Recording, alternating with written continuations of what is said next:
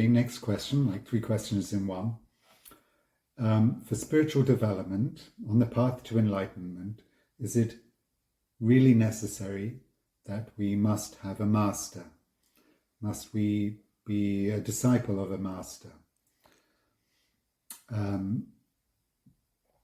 Second question is, does that master have to be alive? Do we need to be in the presence of an alive master? And also, are there different levels of being a disciple? All right. So Osho decided in 1970 to start sannyas, like to be a guru and have disciples. Before that, he was teaching for several years without any disciples. He was just a meditation teacher. And actually, all his disciples were wearing white at that time, but they were not disciples. It was only in 1970 that he decided, okay, now's the time to come. He will start to initiate people. So there are many spiritual traditions of having masters and disciples and having initiation.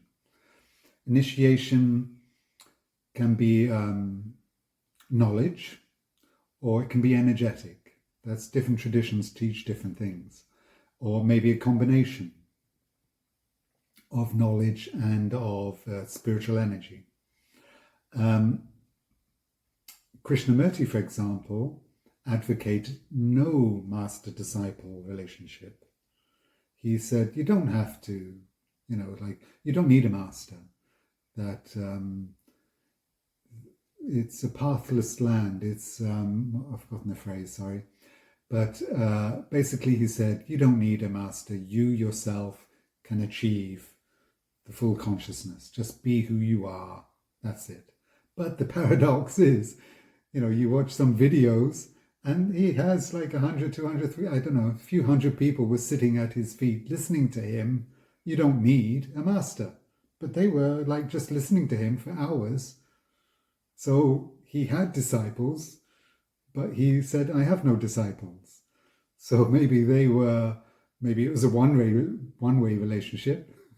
But Krishnamurti said, no, you don't need to see me as a master, just go directly yourself.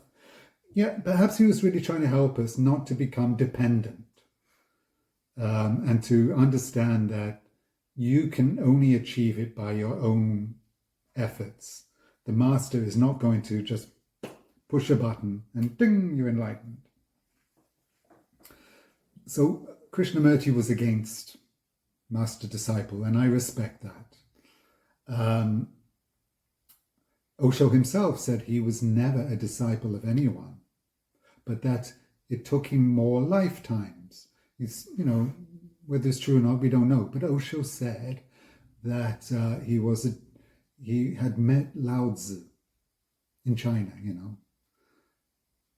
even before Buddha was alive. And Lao Tzu said, you can become my disciple. And Osho said, no, I'll never be anyone's disciple. So maybe that's why Osho called the house that he lived in Lao Tzu House. He really loved the Taoist way. But Osho didn't want to have a spiritual master. But therefore it took him several more lifetimes, 1,000 more years, 2,500 more years to get enlightened himself. So if this is true, yes, it's possible. We can go on the spiritual path without anyone, without any help. But just imagine, I give this metaphor of a map many times. Here I am in Alanya, and I want to go to Ankara. I'm going to open Google Maps, and it will show me the way. A master gives us a map. It doesn't mean that Google Maps is my guru, but it helps me. Someone has been to Ankara before. Someone's been on that journey. They've driven that road. And so they can recommend, or they've been on another road, and they've been on both roads, or all roads, and then they can tell us, okay, this is the best road to go on. A master is someone who has been on many paths and now can help other people also go on the path. Now, doesn't mean that the person who's been to Ankara before me is superior to me and that I must bow down to their feet. It's just practical. Oh, thank you, you've been there. And maybe I can tell you how to go to this other place I've been. So we can also be masters to each other. So theoretically, it's possible. We don't need masters, or we can all be masters to each other, or we can all learn from life. Life teaches us. There are stories of Zen monks become enlightened by watching a leaf fall from a tree, or the Chiyono, the Zen nun who got enlightened when her bucket of water broke, because she was looking at the reflection of the moon in the water in the bucket, and the bucket broke, and boom, she got enlightened. She wasn't taught at that moment, but enlightenment happened. If you're ready, enlightenment can happen. So theoretically, it's not needed to have a master, but in reality, it's much more practical that someone who has been on the journey can tell you which path to go on. It can help you, but you still have to go it yourself, right? If, again, go back to the metaphor of the maps.